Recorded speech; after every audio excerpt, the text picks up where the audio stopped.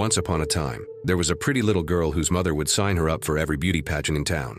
Her mother would always say, if I had to choose between you being smart and you being beautiful, I would choose beautiful every time, and those words stuck with the kid. This little girl grew up to be the beautiful Amelia, a runaway supermodel with a bright future ahead of her. She is very successful at her job, but she also finds it quite boring. The hours are abusive, and she is constantly bothered by creepy photographers. It is during one of her many fashion shows that Amelia meets Harry, a handsome millionaire.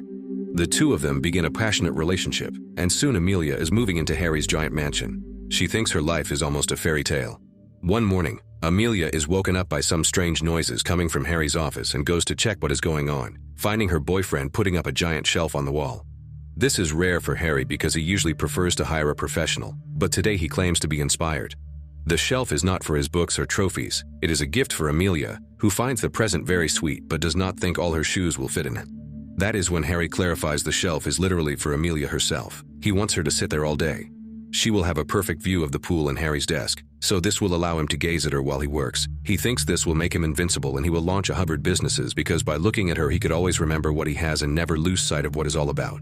Amelia does not like the idea very much and reminds Harry she has to work, but he just responds she should quit since she hates her job anyway.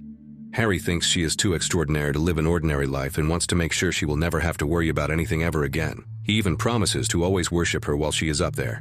He does not care about what people would say, he just keeps insisting that this would make him the happiest man on earth. So Amelia gives in and accepts to try. Harry helps her climb the ladder so she can sit on the shelf, then gives her a pillow so she can be more comfortable. Before taking the ladder away, he says this is a pretty nice view of a pretty nice life. Then, Harry goes to make breakfast for both of them. And now that she is alone in the room, Amelia begins trying to chase the awkwardness away and concentrate on comfort.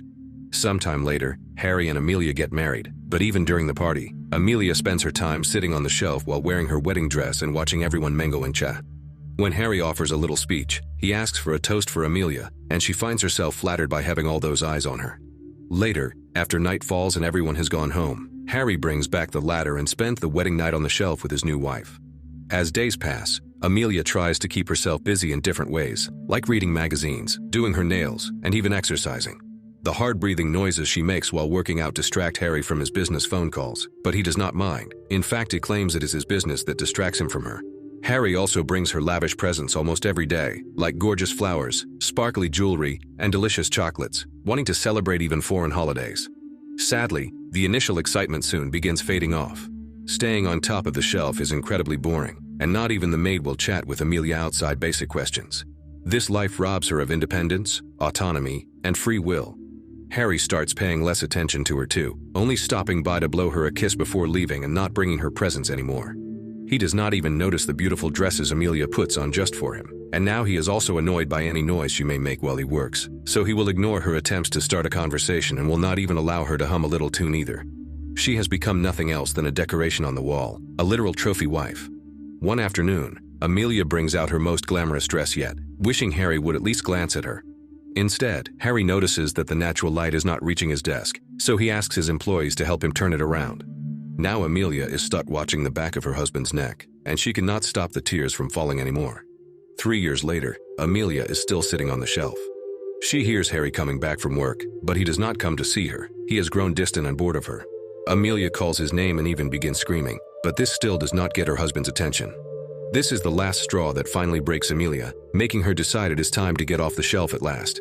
This is harder than it looks. The distance to the floor is not very high, but after so many years stuck up there, Amelia's perspective is quite rapt. As a test, she practices telling her show that she wants to break up then throws it out, but seeing it fall only makes her fear worse. However, she is determined to leave, so she practices with the second shoes and accepts she has to take a leap of faith. Amelia slowly begins to make her way down until she cannot hold on to the shelf anymore and falls to the floor. From Amelia's perspective, it is a long, scary fall, but she actually makes it to the floor quickly and unharmed except for some soreness.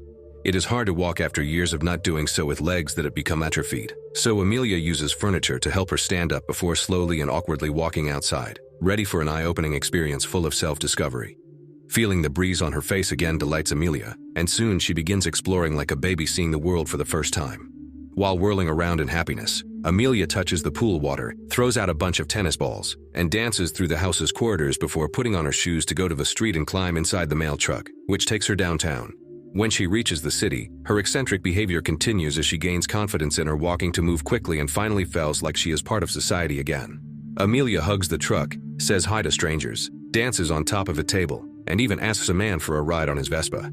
The trip is lots of fun, and once they reach the coast area, Amelia gets off to keep on exploring. Once again, she dances with a stranger, but she also tears off a man's parking fine, joins a yoga group, runs after a dog, and eventually makes her way to the beach, where a flash mob joins her in her dancing. Then, she runs into the sea, and being hit by a cold wave is exactly what she needs to be brought back to reality. Afterward, Amelia tries to chat with some strangers, but they are not interested in her happiness and refuse to lend her a towel when she asks. Feeling cold and lonely, Amelia decides to wander around town again until she comes across a makeup store. Noticing some women getting makeovers and the state of her own face on the reflection in the window, her mascara has run and her concealer has all washed away. Wanting to feel pretty again, Amelia enters the store and uses the free samples to clean up her face, instantly feeling better when she does not look disheveled anymore.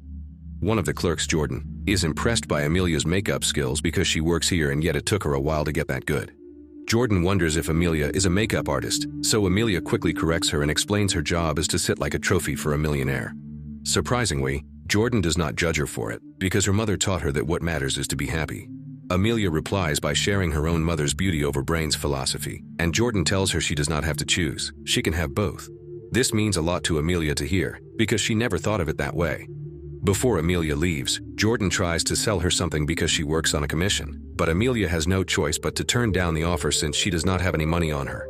Moments later, Amelia goes back home and stares at the shelf for a while. After some hesitation, she grabs a fire poker and begins hitting the shelf to destroy it. It is slow at first because destroying such big things is always scary, but soon it begins feeling extremely satisfying, so Amelia begins smashing more quickly until there is almost no shelf left. 1 year later, Amelia opens her own makeup store with her name as the brand. It is a big success, and there are always long lines outside waiting for their turn.